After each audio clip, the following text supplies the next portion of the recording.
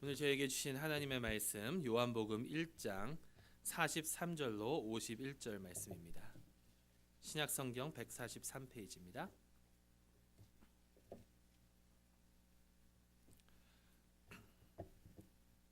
요한복음 1장 43절로 51절 말씀까지 제가 봉독하도록 하겠습니다. 이튿날 예수께서 갈릴리로 나가려 하시다가 빌립을 만나 이르시되 나를 따르라 하시니 빌립은 안드레와 베드로와 한 동네 벳세다 사람이라. 빌립이 나다나엘을 찾아 이르되 모세가 율법에 기록하였고 여러 선지자가 기록된 그 일을 우리가 만났으니 요셉의 아들 나사렛 예수니라. 나다나엘이 이르되 나사렛에서 무슨 선한 것이 날 수 있느냐. 빌립이 이르되 와서 보라 하니라. 예수께서 나다나엘이 자기에게 오는 것을 보시고 그를 가리켜 이르시되 보라, 이는 참으로 이스라엘 사람이라. 그 속에 간사한 것이 없도다. 나다나엘이 이르되 어떻게 나를 아시나이까. 예수께서 대답하여 이르시되 빌립이 너를 부르기 전에 내가 무화과 나무 아래 있을 때에 보았노라. 나다나엘이 대답하되 랍비여, 당신은 하나님의 아들이시오 당신은 이스라엘의 임금이로소이다. 예수께서 대답하여 이르시되 내가 너를 무화과 나무 아래 보았다 함으로 믿느냐. 이보다 더 큰 일을 보리라. 또 이르시되 진실로 진실로 너희에게 이르노니 하늘이 열리고 하나님의 사자들이 인자 위에 오르락 내리락 하는 것을 보리라 하시니라. 아멘. 살아계신 하나님의 말씀입니다. 잠시 기도드리고 함께 말씀 나누도록 하겠습니다. 하나님 아버지, 감사합니다. 오늘도 주님 저희와 함께하여 주시고 저희에게 주님의 말씀을 들을 수 있도록 인도하여 주시옵시며 아버지 하나님, 그 말씀을 깨달을 수 있는 믿음 또한 허락하여 주시옵소서. 예수 그리스도의 이름으로 기도드리옵나이다. 아멘. 오늘 이 말씀은 저희가 계속해서 지난주에 이어서 요한복음 1장 같이 보게 됩니다. 오늘까지만 요한복음 1장 보고 다음 주부터 요한복음 2장으로 넘어갈 터인데, 지난주에 말씀드린 것처럼 미리 2장 한 장을 읽어 오시면 좋을 것 같습니다. 저희가 아까 그 영어 예배 때도 말씀을 드렸는데, 그 학생들이, 고등학교 학생들이 아마 고등학교 졸업하고 대학교 졸업할 때까지 우리가 요한복음을 한 절 한 절 다 보게 된다면 끝나지를 못할 것 같아요. 그러니까 몇 절만 이렇게 넘어갈 터인데 미리 읽어 오시면 그만큼 더 큰 은혜가 되리라 생각합니다. 지난주에 저희가 그 말씀이 이 세상에 참 빛으로 오셔서 우리 가운데 거했다라는 그 내용을 가지고 함께 말씀을 나눴습니다. 이 말씀은 예수 그리스도이십니다. 그리고 이 말씀은 바로 하나님이시라고 사도 요한은 저희에게 전하고 있습니다. 근데 여기에서 중요한 말씀 중 하나가 저는 14절이라고 생각을 하는데요. 말씀이 육신이 되어 우리 가운데 거하심에. 여러분, 도대체 왜 하나님께서 우리와 함께 거하시려고 이 세상에 오셨을까? 내가 어제도 봤지만 그 성전으로 이 세상에 성전을 짓게 하시고 우리와 함께 동행하시는 그 하나님, 왜 하나님께서는 우리와 함께 하시려고 하셨을까? 저는요, 그 이유가 우리를 사랑하시기 때문이다라는 그 이유밖에는 다른 이유가 없다라는 것입니다. 우리가 잘나서도 아니고 우리가 내세울 것이 있어서도 아니고 우리가 이 세상에서 다른 사람보다 으뜸된 것이 있어서가 아니라 하나님께서 오직 우리를 사랑하셨기 때문에 우리가 살 수 있는 것이고 하나님께서 우리와 함께 하시는 것이다라는 것이죠. 이것이 근본적으로 기독교와 다른 종교의 차이점입니다. 다른 종교들은 이러이러하게 하라, 이렇게 하면 하나님을 너희가 만날 수 있다 하지만 우리가 믿는 기독교는 하나님께서 우리가 이미 죄인이었을 때에 오셔서 우리를 만나 주셨다라는 것입니다. 내가 할 수 있는 그것이 아니라 하나님께서 먼저 오셔서 먼저 우리를 만나 주시고 우리로 하여금 그렇게 살아갈 수 있도록, 하나님을 기뻐하시는 삶을 살아갈 수 있도록 이끌어 주셨다라는 것이죠. 오늘 본문은요, 우리가 이런 하나님을 만났을 때, 이런 예수님을 만나셨을 때에 성육신이 되셔서 오신 이 말씀을 우리가 만나고 체험했을 때에 우리의 삶이 어떻게 변화가 되느냐라는 것입니다. 여러분, 오늘 이 요한복음 1장 말씀은요, 저희가 지난주에는 18절인가요까지 보고 오늘은 43절부터 마지막 절까지 봤는데, 사실 이 한 장을 전체를 다 읽어보면 예수 그리스도를 만나고 예수 그리스도를 따르는 자들에 대한 이야기들이 나옵니다. 누가 예수를 만났습니까? 그래서 예수를 만난 사람들은요, 첫째로 세례 요한이 있고요, 둘째로는 세례 요한의 두 제자가 있습니다. 그 두 제자 중 하나는 안드레인데 다른 하나는 이름을 밝히고 있지는 않습니다. 그리고 또 예수를 만난 사람이 베드로, 그리고 빌립, 또 오늘 저희가 읽은 것처럼 나다나엘이 이렇게 있습니다. 특히 이 나다나엘의 이야기를 먼저 저희가 좀 살펴보도록 하겠습니다. 빌립이 예수 그리스도께서 나를 따르라 하니까 예수 그리스도를 따르면서 이제 자기 친구인 나다나엘에게 가서 나다나엘을 예수님께 인도하여 옵니다. 예수께서 그 나다나엘에게 빌립이 너를 부르기 전에 내가 그 무화과 나무 아래 있었던 것을 내가 보았다라고 하시니까, 나다나엘은 예수님을 향해서 당신은 하나님의 아들이시요 당신은 이스라엘의 임금이로소이다라고 고백을 합니다. 그때 예수님께서 나다나엘에게 말씀하십니다. 내가 너를 무화과 나무 아래에서 보았다 함으로 믿느냐? 이보다 더 큰 일을 보리라라고 말씀하시고, 바로 이어서 또 진실로 너희에게 이르노니 하늘이 열리고 하나님의 사자들이 인자 위에 오르락 내리락 하는 것을 보리라라고 말씀하십니다. 특히 이 51절 말씀, 여러분, 하늘이 열리고 하나님의 사자들이 인자 위에 오르락 내리락 하는 것을 보리라라고 하신 이 약속의 말씀, 이 말씀을 좀 집중적으로 살펴보도록 하겠습니다. 과연 이 말씀이 무슨 뜻일까? 예수님께서 나다나엘에게 도대체 무엇을 전하고 싶으셨던 것일까? 그리고 또한 예수님을 따르는 우리들에게 오늘날 이 말씀은 어떠한 내용으로 다가오느냐, 어떤 뜻이냐라는 것이죠. 사실 이 51절 말씀이 많은 학자들이 어려워하는 그런 말씀입니다. 특히 많은 학자들이 이럴 것이다 저럴 것이다라고 추측은 하지만 그것을 다 이렇게 어그리하는 경우가 별로 없습니다. 이 말씀 속에 네 가지 그런 부분들이 나오는데요. 아무리 다른 것으로 설명하려고 하여도 이 네 가지 나오는 내용을 다 충족할 만한 것들이 없다라는 것이죠. 그래서 이 네 가지 부분들이 뭐냐면, 이 51절에 나오는 이 말씀의 네 가지 그 내용이 뭐냐면, 첫째는 이 일은 미래에 있을 것이라는 것입니다. 그래서 예수님이 보리라, 한국 언어상 맨 마지막에 보리라라고 나왔지만 원래는 제일 처음에 네가 이것을 볼 것이다라고 이야기를 하시는데요. 무엇을 또 보겠느냐? 두 번째 부분이 뭐냐면 천국이, 하늘이 열린다라는 것입니다. 그리고 세 번째는 하나님의 사자가, 천사들이 오르락 내리락 하는 것, 그것을 또한 볼 것이고, 마지막으로 네 번째 부분은 뭐냐면 예수님께서 자기 자신을 인자라고 칭하고 계신다라는 것입니다. 이 네 가지 앞으로 있을 일을 볼 것이고, 그 일은 무엇이냐면 하늘이 열릴 것이고, 천사가 오르락 내리락 할 것이고, 예수 그리스도께서 자기 자신을 인자라고 칭하시는 이 네 부분, 이것에 대해서 몇 가지 견해가 있는데, 여러분, 천사가 하늘로 오르락 내리락 하는 것 하면 가장 먼저 떠오르는 그 말씀이 무엇인가요? 많은 분들이 아마도 야곱의 이야기를 떠오르시겠죠. 야곱이 형으로부터 도망하여서 가다가 돌베개 베고 자다가 꿈을 꿉니다.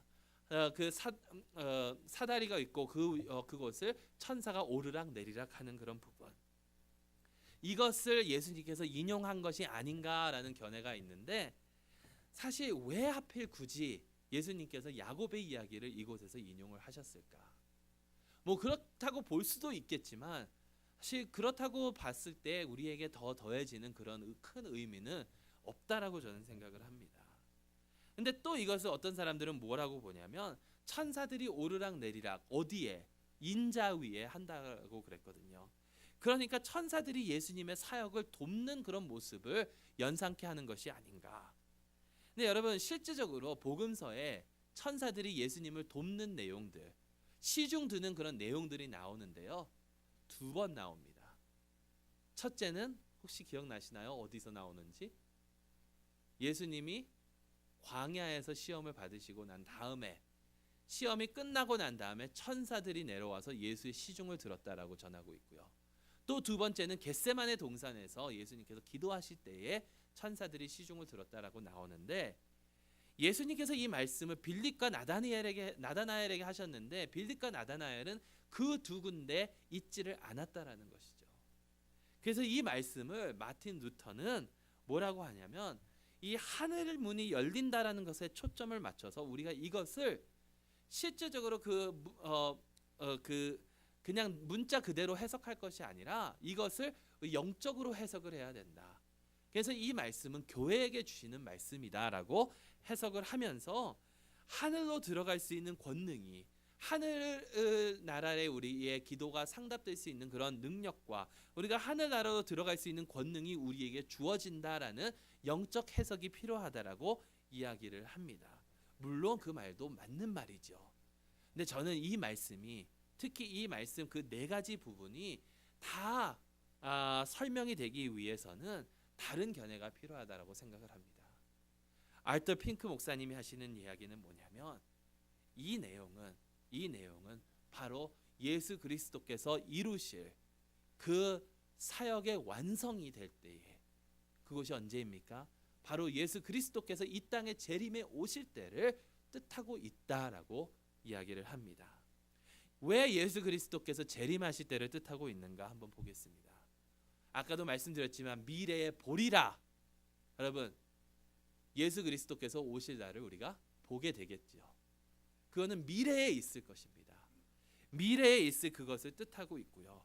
하늘 문이 열린다. 하늘이 열린다. 재림 때에는 실제로 하늘이 열리고 예수 그리스도께서 구름을 타고 다시 이 땅에 재림하여 오신다라고 전하고 있습니다. 천사가 오르락 내리락 한다라고 하는데 예수님과 함께 이 세상에 오면서 예수님을 시종을 든다라는 것이죠. 마지막으로 이 인자, 예수께서 자기 자신을 인자라고 칭하셨는데 여러분 이 부분이 굉장히 중요합니다. 왜냐하면 이 부분은 다니엘서 7장 13절 14절에 나오는 그 내용과 흡사하기 때문입니다.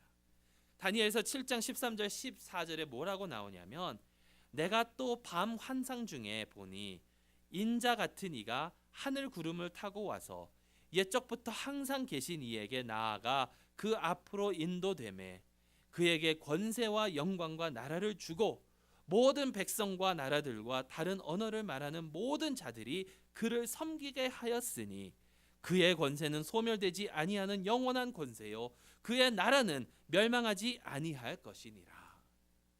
여러분 인자가 하늘로부터 하늘 구름을 타고 오는 데에 그 인자에게 이 권세와 영광이 주어지고 그 권세와 영광은 영원히 끊이지 않을 그 권세와 영광이라는 것입니다. 모든 백성과 모든 나라와 모든 언어들이 그를 찬송할 것이다라고 이야기하고 있죠. 여러분 이 날은 반드시 올 것이라는 것을 지금 예수님께서 나다나엘에게 선포하고 있는 것입니다. 그리고 여러분 이 날이 반드시 올 것이라는 것을 우리가 안다면 우리 모두에게 기쁨이 되는 바로 그런 날이라는 것이죠. 계시록 19장을 보면 하나님의 아들이 흰 말을 타고 이렇게 내려오는 그 내용이 나오는데요. 그것에서 모든 사람들이 할렐루야 할렐루야 하면서 하나님을 찬양하는, 예수 그리스도를 찬양하는 그런 것이 묘사가 됩니다. 이 예수님의 재림의 날은 기쁨이 있는 날이고 찬양이 있는 날이고 이 날로부터 하나님의 나라는 완벽한 모습으로 영원토록 지탱될 것이다 라는 것이죠. 여러분 이런 기쁨의 날이 반드시 올 것이라는 것을 지금 나다니엘에게 예수님께서 약속하고 계시는데 이 약속이 우리에게도 예수 그리스도를 믿고 나아가는 우리에게도 해당된다라는 것입니다. 근데 여러분 제가 질문을 드리겠습니다. 정말 그 날이 기쁨의 날일까요? 우리에게. 전에도 한번 이 말씀을 드린 적이 있죠. 어느 목사님이 설교를 하시다가 자 천국에 가고 싶으신 분 손 들어보세요. 다 손을 들었는데 지금 당장 가고 싶으신 분 손 들어보세요. 갑자기 손들이 쑥 내려간. 세상에 미련을 두고 살아갈 때가 많거든요. 제가 기억하는데 92년이니까 제가 아마 중학교 때쯤 것인데요. 92년에 여러분 혹시 한국 교회에 큰 사건이 일어난 적이 있습니다. 92년에 혹시 뭔지 기억나세요? 92년에 도대체 무슨 사건이 있었을까? 시한부 종말론. 예. 어느 학자가 그 시한부 종말론에 대해서 연구를 하다 보니까 놀라운 사실을 하나 발견했는데요. 여러분, 한국의 기독교가 계속해서 감소되고 있잖아요. 감소되는 그 시기가 바로 이 시한부 종말론 그 시기래요. 92년 10월 며칠 날 예수님께서 오실 것이다라고 선포를 하고 많은 사람들이 그곳에 빠져서 다미선 교회 기억나시죠? 다가올 미래를 준비하라라고 하면서. 근데 그것에 대해서 말씀을 드리려는 것이 아니라 그때의 제 심정이 그런 선전을 그런 광고를 신문에 계속해서 내니까 92년에 중학생이었던 제 마음속에 어떤 마음이 들었냐면 예수님 92년에 오시면 안 되는데 예수님 오시면 지금 당장 오시면 안 되는데 왜냐면 앞으로 해보고 싶은데 못한 일들이 너무나 많잖아요. 중학생으로서 대학도 가고 이제 스스로 돈도 벌고 또 결혼도 하고 가정을 이루고 이런 것들을 다 해야 되는데 예수님 그때 오시면 그런 마음이 있었던 것이 기억이 나요. 근데 여러분, 이 세상의 그러한 것들보다 더 놀랍고 더 크고 더 영광스러운 그 나라가 임하면 얼마나 큰 기쁨이겠습니까?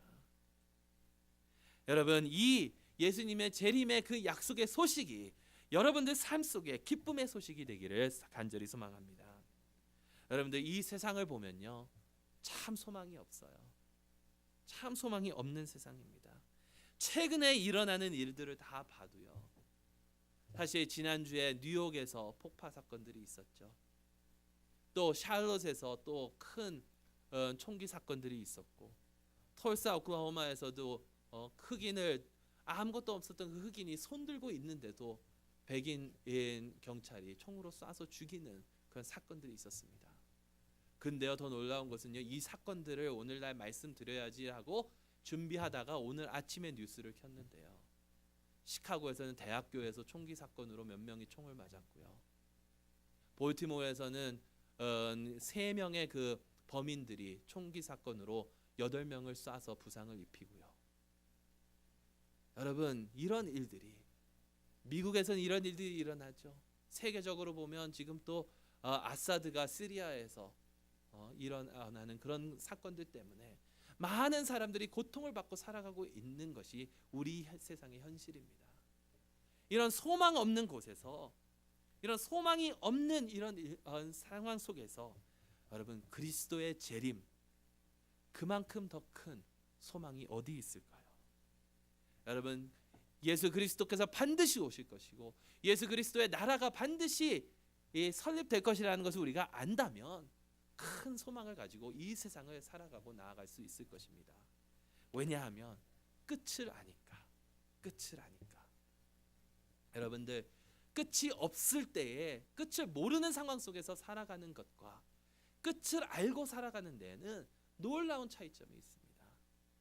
제가 한 가지 설명을 드리면, 제가 2002년에 월드컵 때 한국이 포르투갈을 이기고 16강으로 진출했을 때에 친구들과 함께 밤을 새면서 그 홍대 앞에서 밤을 새면서 그 다음 날 아침에 표를 구하려고 16강짜리 표를 구하려고 간 적이 있습니다.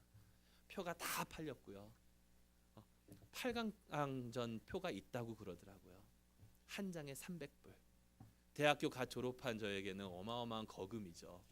300불을 그때 이제 버는 것도 없고 월드컵 자원봉사를 하고 있었는데 하루 일당 10,000원 주더라고요. 자원봉사라서. 정말 돈이 없는 그런 상황 속에서 이걸 살까 말까 친구들과 고민하다가 샀습니다. 이런 기회가 또 어디 있겠느냐 하고 300불을 내고 샀는데 이탈리아전을 보는데 여러분 기억나시는지 모르겠습니다. 한국이 첫 골을 먹고 1대0으로 계속해서 지고 있었거든요. 근데 갑자기 페널티킥이 선언이 되는 거예요. 안정환이 나서서 땅 찼는데 골키퍼한테 막힙니다.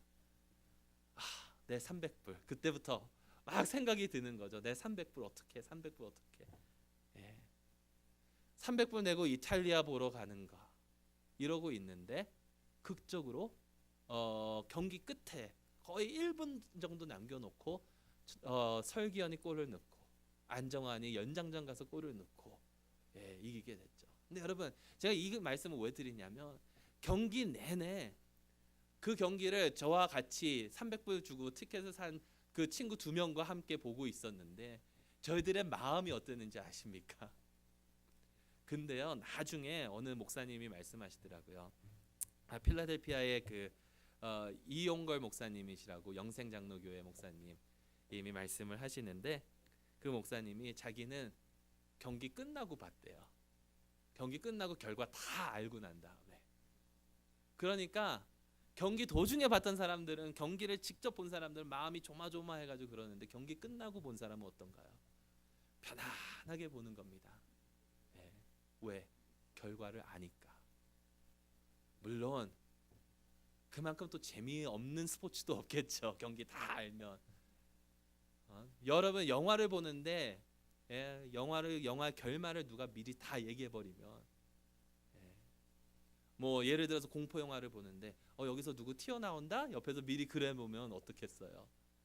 근데요 우리가 즐기는 그런 오락이나 그런 것에서 결말을 아는 거는 시시하고 그렇지만 여러분 만약에 전쟁터에서 삶과 죽음이 오가는 그곳에서 우리가 이겼다라는 확신만 있으면 얼마나 큰 힘이 되는지 아십니까?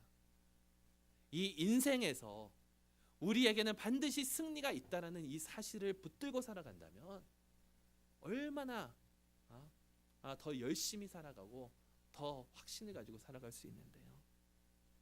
그러한 확신의 소망이 여러분들의 있기를 간절히 소망합니다. 근데 여러분 이런 소망이 있는 사람들이 해야 할 일이 있어요.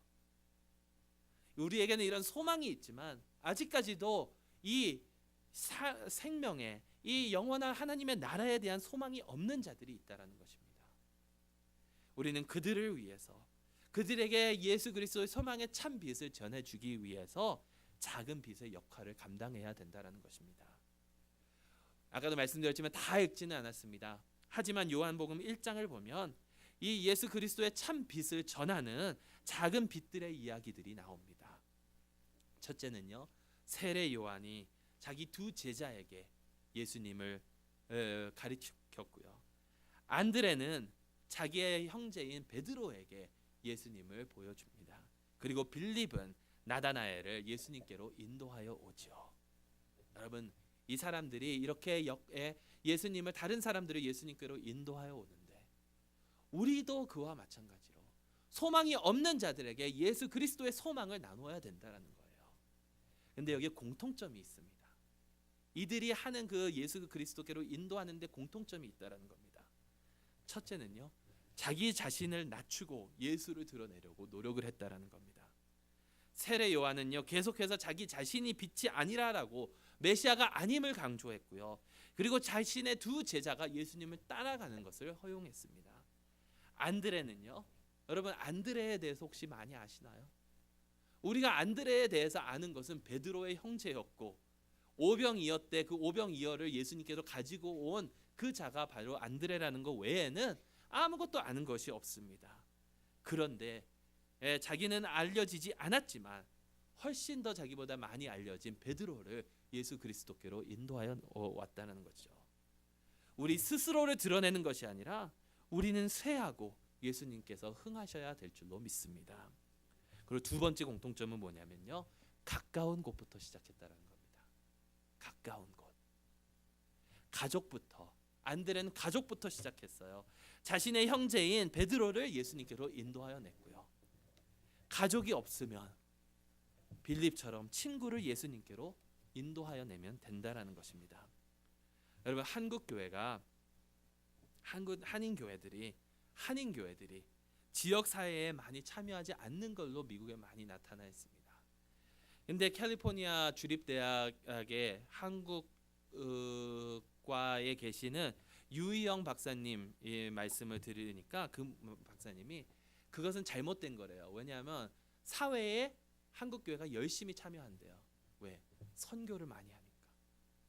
근데 여기서 문제점은 뭐냐면 해외 선교는 많이 하는데 지역 사회에 그렇게 참여도가 높지 못하다는 겁니다. 여러분, 선교도 중요하지만 가까운 곳에서 우리가 사역을 한다면 더 많이 더 자주 사역을 할 수가 있겠지요. 그리고 선교의 목적은요, 우리가 가서 누구를 예수로 이끌어 오는 것보다 제가 볼 때 선교는 거기에 가서 현지인 지도자들이 더 잘 사역을 할 수 있도록 서포트해 주는 게 더 효과적이라고 생각을 해요. 가까운 곳에서, 여러분 삶 속에서 가까운 곳에서부터 시작하시기 바랍니다. 근데요, 가까운 곳에서부터 시작하려면 여러분 삶 속에 변화가 있어야 돼요.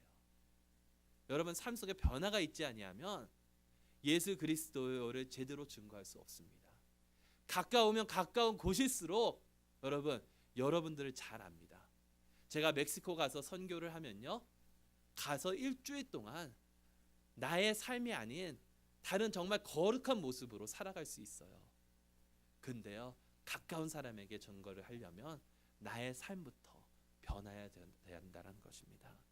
예수 그리스도께서 우리 가운데 사셔서, 우리는 죽고 예수 그리스도께서 사셔서 우리의 변화된 그 모습을 가지고 다른 사람들에게 예수 그리스도의 빛을 나타낼 수 있기를 간절히 소망합니다. 마지막으로요, 예수 그리스도께서, 성령 하나님께서 역사하시도록 그냥 둬야 됩니다. 어떤 사람들은요, 다른 사람과 논쟁하기를, 토론하기를 좋아하는 사람들이 있어요. 토론하다 보면 꼭 그 토론에서 이겨야 됩니다. 예. 근데 그렇게 하려는 것이 아니라 우리가 해야 할 일만 사랑으로 하면 된다라는 거예요.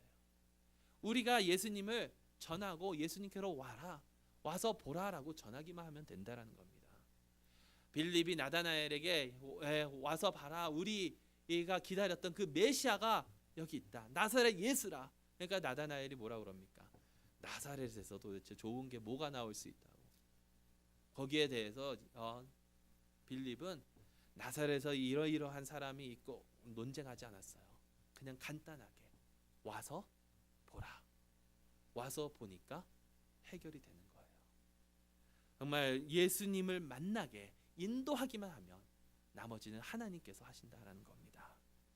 그러한 삶을 살아갈 수 있는, 여러분 참빛으로 오신 예수님을 우리가 진정으로 만났다면 천국의 소망을 가지고 기쁨으로 살아가며 그 소망을 우리 이웃에게 나누며 선포하며 나아갈 수 있기를 간절히 소망합니다. 우리의 삶 속에서 예수 그리스도께서 흥하시고 예수 그리스도의 참 빛이 드러날 수 있기를 주님의 이름으로 축원합니다. 함께 기도하겠습니다. 하나님 아버지, 감사합니다.